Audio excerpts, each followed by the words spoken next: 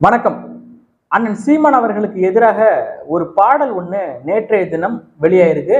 நேற்றைய தினம் பாத்தீங்கன்னா கலைஞர் கருணாநிதி மண்டை போட்ட நாள், அதாவது நினைவு தினம் அப்படின்னு சொல்லலாம்.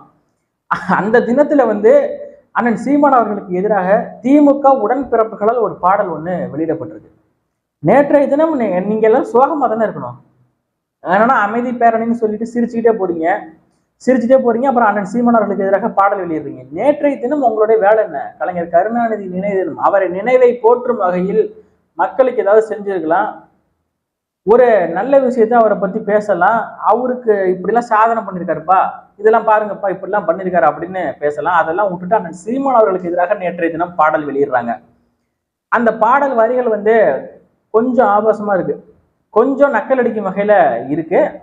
இவர்கள் ஆபாசமா தான் பேசுவாங்க, இவங்களுக்கு அதை விட்ட வேற ஒன்றும் தெரியாது. அதெல்லாம் நம்ம கண்டுக்க போறதில்லை. ஆனா அண்ணன் சீமான் அவர்களுக்கு எதிராக இந்த நேரத்தில் இப்படி ஒரு பாடலை எழுதி வெளியிட்டதற்கு நம்ம நன்றி தான் சொல்லணும். என்னடா நன்றி சொல்றேன் அப்படின்னு கேக்குறீங்களா? இருங்க, பொறுமையா இருங்க, பார்ப்போம். கொஞ்ச நாளைக்கு முன்னாடி அண்ணன் சீமான் அவர்களின் பெயரை கூட இவங்க பயன்படுத்த மாட்டாங்க. காரணம் என்ன தெரியுமா? இவங்க பயன்படுத்திட்டா அதன் மூலியமா அண்ணன் சீமான் வளர்ந்துட்டு வரான். இன்னைக்கு அண்ணன் சீமான் வளர்ந்துட்டாரு. அதனால இவங்க என்ன பண்றாங்கன்னா அண்ணன் சீமான் அவர்களின் பெயரை மட்டும்தான் சொல்லிக்கிட்டு இருக்காங்க. அதை பார்க்கும்போது நமக்கு சந்தோஷமா இருக்குமா இருக்காதா? மகிழ்ச்சியா இருக்குங்க.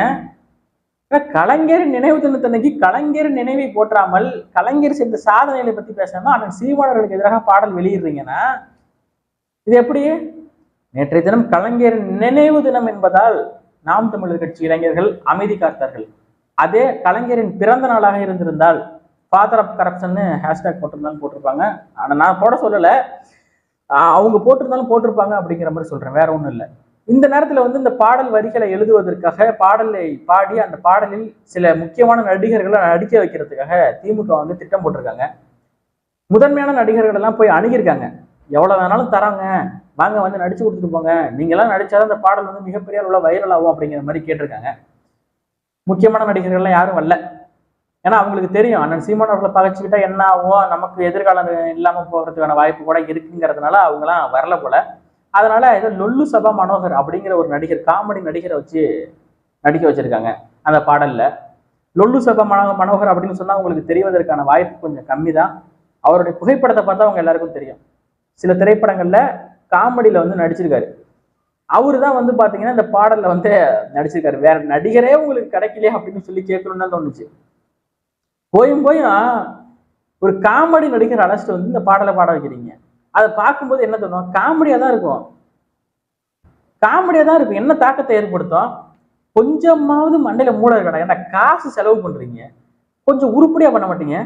பண்ண தெளிவா பண்ணணும்டா, சரிங்களா? ஒரு விஷயம் பண்றோம்னா தெளிவா பண்ணணும். அதை விட்டுட்டு சும்மா ஒரு இத்து போன நடிகரை கூட்டு ஒரு இத்து போன வரிகளை எழுதி வச்சுக்கிட்டு பாடல் பண்ணீங்கன்னா இந்த பாடல் என்ன வைரல் ஆகுமா?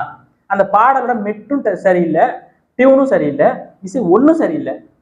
எப்படி இந்த பாடல் வைரல் ஆகும்? பட்டி தொட்டி எங்கும் ஒழிக்க வேண்டும் அந்த பாடல். எப்படி கொஞ்ச நாளைக்கு முன்னாடி ஒரு பாடல் ஒழிச்சது? அருமையான ஒரு பாடல்.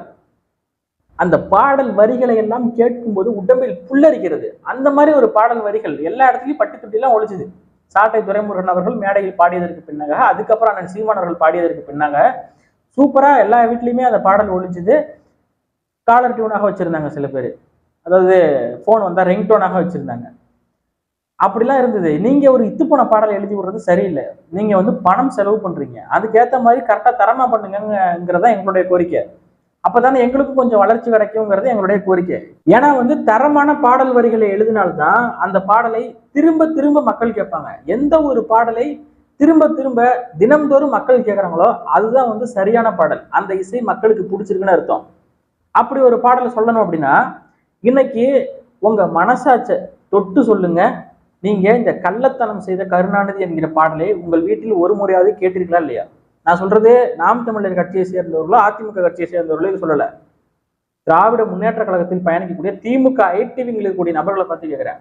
இந்த பாடலை ஒரு முறையாவது ஹெட்செட் போட்டுட்டு அப்படியே கண்ணை மூடி கேட்கணும்னு உங்களுக்கு தோணுச்சா இல்லையா? அது காரணம் இசைதான். அந்த இசை நிற்கின்ற ரயில் முன்னே தலை வைத்து படம் எடுத்த சாகச கருணாநிதி. அந்த வரிகளும் அந்த மெட்டுக்களும் அந்த இசையும் அற்புதமா அமைஞ்சுது. உடன்பிறப்பாலே அந்த பாடலை கேட்காம இருக்க முடியாதுங்க. ஒரு 2 நாளாவது கேட்டிருப்பாங்க. அது நமக்கு நல்லாவே தெரியும். அந்த இசைக்கு அடிக்ட் ஆக இருக்கிறவங்களுக்கு நல்லாவே தெரியும். அந்த ஹெட்செட்டை போட்டுட்டு அப்படியே ஒரு தரமான ஹெட்செட், ஒரு போட்டு, ஒரு சோனி இப்படி போட்டுட்டு கேட்டோம்னா வச்சுக்கோங்க, சூப்பரா இருக்குங்க. அந்த மாதிரி ஒரு அற்புதமான பாடலை எழுதி நீங்க வெளியிட்டு இருந்தீங்கன்னா அதை பாராட்டலாம். சும்மா போய் ஒரு ஏன்டா அப்படி பண்றீங்க, கொஞ்சம் தரமா பண்ணுங்கன்னு தான் நான் சொல்றேன்.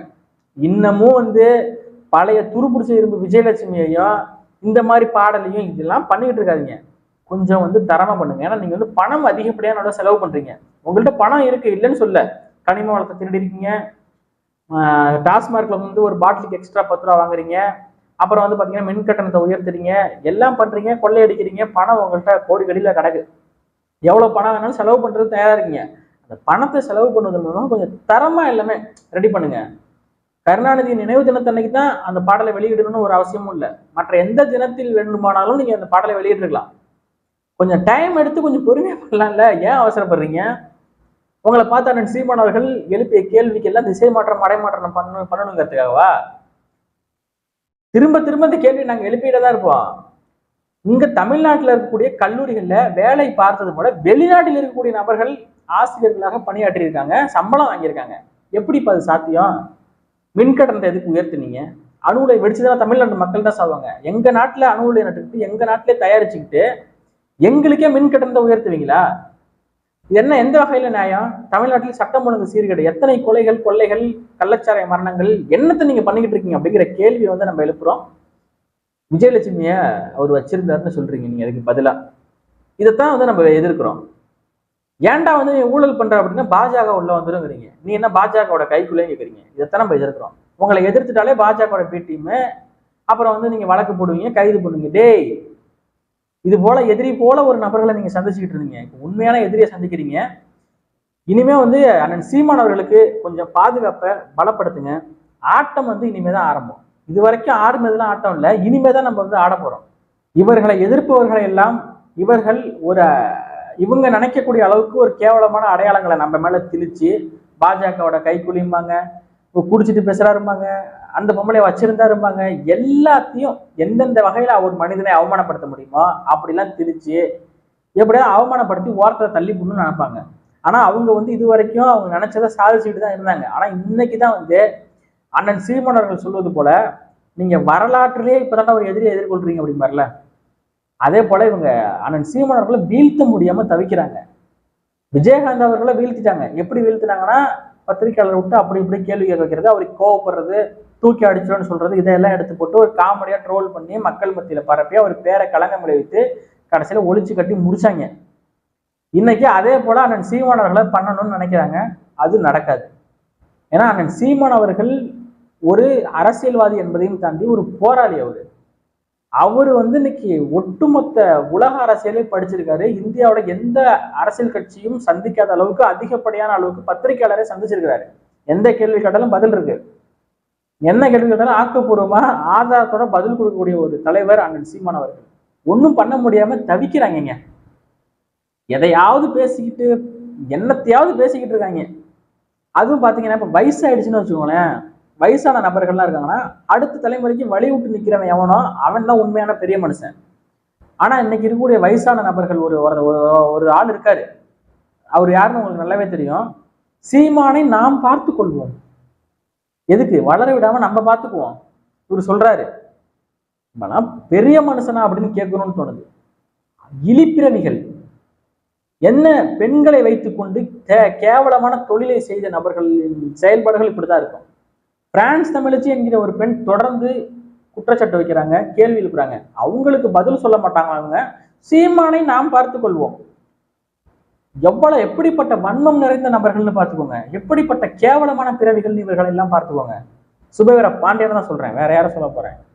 கவியரங்களையும் கருத்தரங்குகளிலும் கட்டுரைகளையும் பேசிக் கொண்டிருந்த தமிழ் தேசிய விடுதலை வெறும் கடலாக திரட்டி நிறுத்தி இருக்கிறது நாம் தமிழர் கட்சி.